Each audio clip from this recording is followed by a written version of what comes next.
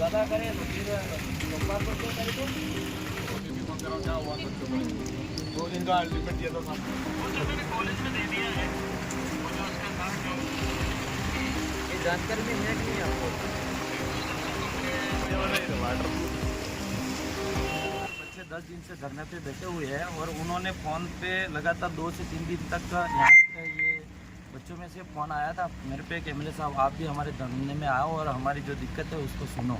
तो मैंने ज़रूर यहाँ पे आके जो उनके एजेंसी का डायरेक्टर है उससे भी मैंने बात करी है और उस डायरेक्टर को भी पूरी तरह से जानकारी नहीं है किस तरह से हटाए गए। मैंने उस डायरेक्टर को भी बोला कि भाई आप बिना प्रूफ और बिना एविडेंस से किस तरह से 83 बच्चों को हटाया गया है। और कलेक्टर साहब को भी मैंने बात करी है लेकिन कलेक्टर साहब भी पूरी तरह से जवाब नहीं दे पा रहे हैं क्योंकि वो कह रहे मैंने कमिश्नर को लिख दिया है और कमिश्नर से बात करो हैं। तो ये मैं इस बात दोनों से बात करने से ये मुझे लगता है कि कहीं कि इन बच्चों के साथ भेदभाव हुआ है।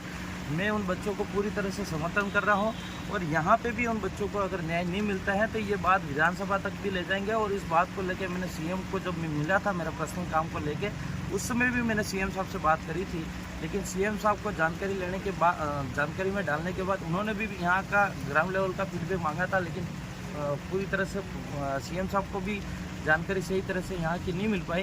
तो कहीं न कहीं ये मैं मान सकता हूँ कि यहाँ प्रशासन और स्थानीय राजनीतिक के षड्यंत्र के वजह से इन बच्चों को परेशान करने का है।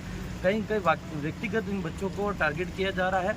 ये जितने भी हैं बच्चे जो बेरोजगार बच्चे हैं जो सुविधा पे लगे हुए थे तो ये सभी विचारधारा की पार्टी हो सकती है, बीजेपी की हो सकती है, कांग्रेस की भी हो सकती है, बीजेपी की विचारधारा भी हो सकती है।